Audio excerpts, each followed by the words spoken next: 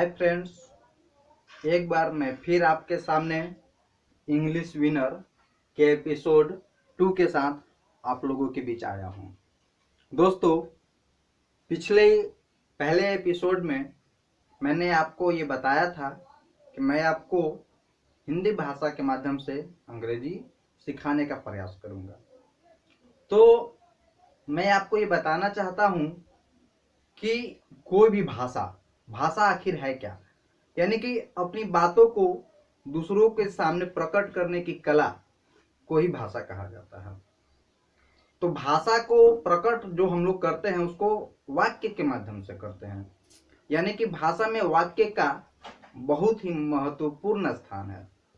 तो आज मैं आप लोगों के सामने भाषा का वाक्य में क्या महत्व है, इसको पढ़ाने के लिए, इसको सीखने के लिए हमें वाक्य के निर्माण के बारे में पढ़ना होगा, जानना होगा। तो दोस्तों, चूंकि हमें दो भाषा सीखना है, हिंदी और अंग्रेजी। हिंदी तो ऐसे सारे लोग जानते हैं, लेकिन चूंकि हमें हिंदी के माध्यम से अंग्रेजी को सीखना है तो हिंदी भाषा का भी कुछ कुछ ज्ञान हमें आवश्यक होना चाहिए। जैसे हिंदी में वाक्यों का निर्माण जो होता है उसमें कर्ता, अन्य शब्द या पूरक शब्द, कर्म और क्रिया को मिलाने के बाद होता है। दोस्तों, जैसे अगर मान लीजिए आपको चाय बनाना हो, एक स्वादिष्ट चाय, तो उसमें किन किन चीजों की आवश्यकता होगी? चाय, चीनी, दूध और पानी, यही सारी चीजें। जनरली लोग, सामान्य तौर पर लोग चाय पत्ती, चीनी, दूध, पानी का उपयोग करते हैं। लेकिन अगर आपको चाय को स्वादिष्ट बनाना हो तो उसमें अलग से इलायची और अदरक भी डाला जाता है। कहने का तात्पर्य यह है कि हिंदी भाषा में वाक्य का निर्माण इन चार चीजों के माध्यम से होता है: कर्ता, अन्य शब्द या पूरक शब्द, कर्म और क्रिया।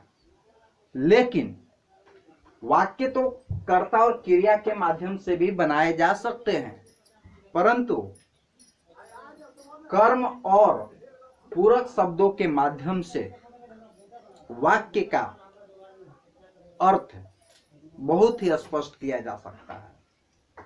तात्पर्य यह है कि कर्ता और क्रिया के बगैर वाक्य का निर्माण नहीं हो सकता है। तो दोस्तों, अभी तक हमने ये जाना कि हिंदी के वाक्यों में कर्ता, पूरक शब्द, कर्म और क्रिया मिल के वाक्य का निर्माण करते हैं। ठीक उसी तरीके से अंग्रेजी के वाक्यों में भी कर्ता, क्रिया, कर्म और अन्य शब्द ही शामिल होते हैं, परंतु इन दोनों के बीच में मूल अंतर यह है कि हिंदी के वाक्यों में कर्ता सबसे पहले आता है, जबकि क्रिया का स्थान सबसे अंत में आता है। कर्म क्रिया के बाएं साइड रहता है और अन्य शब्द कर्ता और कर्म के बीच में होते हैं। वही बात अंग्रेजी में जब आती है तो अंग्रेजी में कर्ता का स्थान सबसे पहले होता है, उसके बाद क्रिया का स्थान आता है, उसके बाद कर्म का स्थान आता है और अंत में अन्य शब्द या पूरक शब्द का प्रयोग किया जाता है। तो चूंकि अब हम ये जान गए हैं कि हिंदी के वाक्यों में कर्ता, अन्य शब्द और कर्म और क्रिया, इन सब का स्थान क्या है, उसी तरह अंग्रेजी में इन चारों चीजों का, कर्ता, क्रिया, कर्म और अन्य शब्द या पूरक शब्दों का स्थान क्या है, ये हम अभी तक भली भांति अब समझ गए हैं। लेकिन अब हमें ये भी जानना जरूरी है कि आखिर कर्ता होता क्या है, अन्य शब्द होता क्या है, कर्म क्या होता है और क्रिया क्या होता है। चूंकि बहुत सारे लोगों को ये सामान्य सी बात है, लेकिन जहाँ तक मैं समझता हूँ इसी सामान्य बात में पूरा का पूरा हमारा अंग्रेजी सीखने का आधार छुपा हुआ है। तो देर न करते हुए मैं सबसे पहले ये बताना चाहता हूं कि आखिर कर्ता होता क्या है। जैसा कि कर्ता नाम से स्पष्ट है, कर्ता यानी कि काम करने वाला, जिसे इंग्लिश में सब्जेक्ट के नाम से जाना जाता है, और काम करने वाले को कर्ता कहा जाता है। इसे सब्जेक्ट या एस के द्वारा दिखाया जाता है। तात्पर्य ये है कि अगर कोई भी वाक्य हो, उसमें जो भी काम होता है उसको करने वाला को कर्ता कहा जाता है। जैसे अगर मैं आपसे बोलूं कि मैं दौड़ता हूं, तो दौड़ना काम है, और इस दौड़ने के काम को कौन करता है भाई? तो मैं उस वाक्य का कर्ता होगा।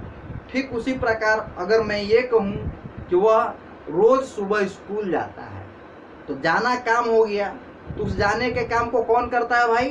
तो वह, इसलिए वह इस वाक्य का कर्ता कहलाएगा।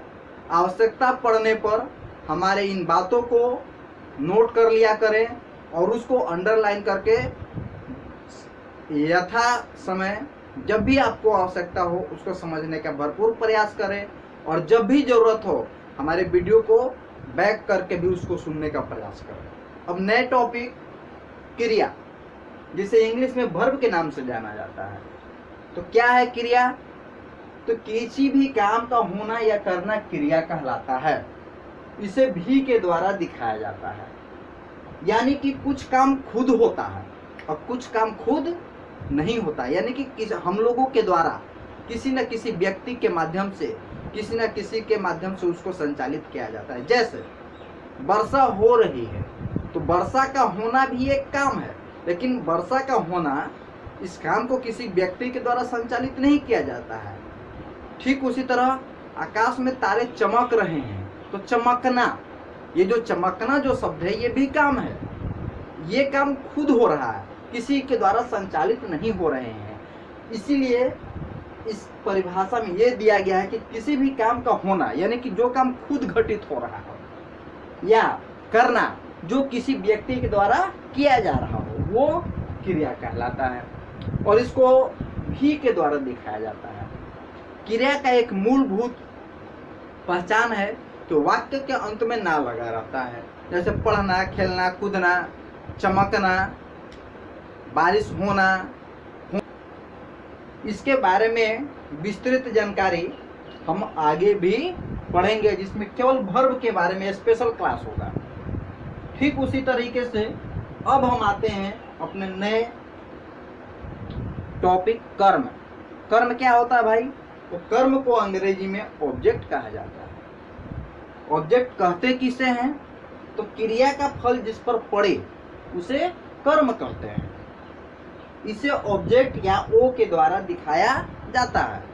जैसे मैं बाजार जाता हूं, तुम जाना काम हो गया, और जाने के काम को कौन करता है भाई? तो मैं हो गया सब्जेक्ट, और जाता हूं तो कहाँ जाता हूं? तो बाजार, तो बाजार हो गया आपका ऑब्जेक्ट। इसी को कहा गया है परिभाषा में कि क्रिया का फल जिस पर पड़े उसे कर्म कहते हैं।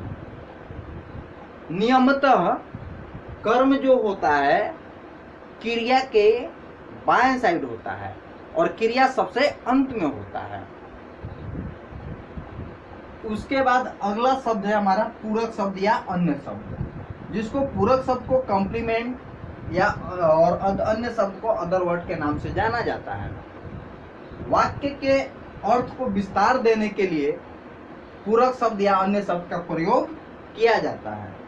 इसे कॉम्प्लीमेंट या CMP या OW के द्वारा दिखाया जाता है।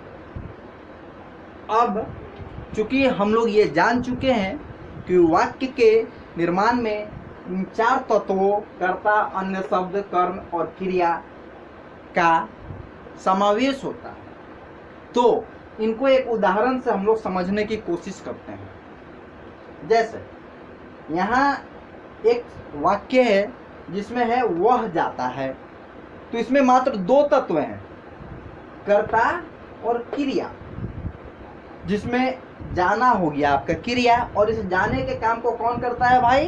तो वह हो गया सब्जेक्ट, चूंकि काम करने वाला कर्ता होता है, इसलिए जाने के काम को वह करता है, तो वह इस वाक्य का सब्जेक्ट हुआ। यानी कि हिंदी के वाक्य का निर्माण हो या इंग्लिश के वाक्य का निर्माण हो, उसमें दो चीजों की आवश्यकता अवश्य पड़ेगी। वह हो गया आपका यानी कि सब्जेक्ट और वर्ब। सब्जेक्ट और वर्ब के बगैर वाक्य का निर्माण। अब आता है, ये पहला उदाहरण था आपके सामने, वह जाता है।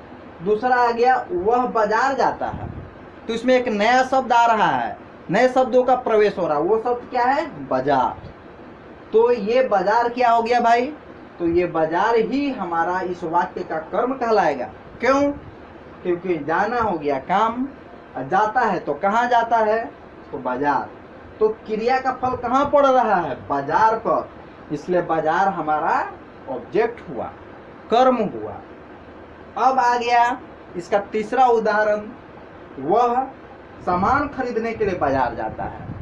तो इसमें भी हम देख रहे हैं कि वह सब्जेक्ट है, जाता है वर्ब है, बाजार हो गया ऑब्जेक्ट, और ये कर्ता, क्रिया और कर्म, अर्थात सब्जेक्ट, वर्ब और ऑब्जेक्ट को छोड़कर शेष अन्य सभी शब्द जो है अदर वर्ड या कॉम्प्लीमेंट के नाम से जाने जाते हैं। यहाँ हमने देखा कि कॉम्प्लीमेंट के आ जाने से वाक्य का अर्थ और स्पष्ट हो जाता है। क्यों? क्योंकि वह जाता है तो कहाँ जाता है? बाजार।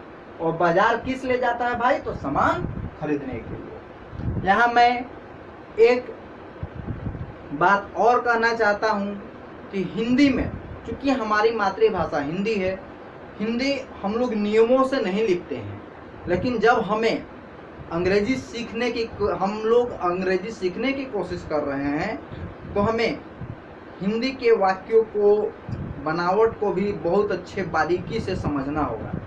जैसे अगर मैं एक उदाहरण आपके सामने लिख रहा हूँ, बता रहा हूँ, तो मैं राम को पढ़ाता हूँ। तो मैं राम को पढ़ाता हूँ, इस वाक्य में पढ़ाना हो गया काम। इस पढ़ाने को, काम को कौन कर रहा भाई? तो मैं। यानी कि पढ़ाना हो गया वर्ब, मैं हो गया सब्जेक्ट, यानी कि मैं हो गया कर्ता, पढ़ाना हो गया, पढ़ना हो गया क्रिया। और पढ़ाता हूं तो किसको पढ़ाता हूं? राम को। तो ये हो गया कर्म। लेकिन कहीं कहीं हम लोग भूलवश हम लोग ऐसा भी लिख देते हैं कि राम को मैं पढ़ाता हूं। तो यहाँ राम चूंकि कर्म है, लेकिन भूलवश हम लोगों ने लिख दिया राम पहले। अब इसका ट्रांसलेशन बनाएंगे तो उसमें सबसे पहले ये नहीं कि राम पहले है तो ये सब्जेक्ट हो गया। इस वाक्य का सब्जेक्ट आपका मैं ही है। क्यों? क्योंकि पढ़ाने का काम मैं ही है। तो इस वाक्य, इन दोनों उदाहरणों के माध्यम से मैं ये कहना चाहता हूँ कि हम लोग हिंदी में वाक्यों को इधर उधर करके भी लिख देते हैं। तो इसको हमें समझना होगा इस परिभाषा की सहायता से कि कर्ता कौन है, क्रिया कौन है, कर्म कौन है और पूरक शब्द कौन है। इसको सही सही सीखने के लिए हमें कुछ वाक्यों को हिंदी के किताब के माध्यम से चुनने की कोशिश कीजिए, या खुद कुछ शब्दों को लिखिए और उसमें सब्जेक्ट, वर्ब, ऑब्जेक्ट और अदर वर्ड को पहले पहचानने की कोशिश करें। आज का ये मान के चलिए कि जो हमारे सब्सक्राइबर हैं, प्रिय सब्सक्राइबरगण हैं, उन लोगों के लिए टास्क रहा। क्योंकि किसी भी पढ़ाई को, किसी भी विद्या को हम तभी सीख सकते हैं जब उसके लिए कुछ टास्क भी मिले। और ये आपका दायित्व है कि आप ईमानदारी से कुछ शब्दों को लिखकर उसमें पहले ये पहचानने का प्रयत्न करें कि इस वाक्य में आखिर सब्जेक्ट कौन है, वर्ब कौन है, ऑब्जेक्ट कौन है और अदर वर्ड कौन है।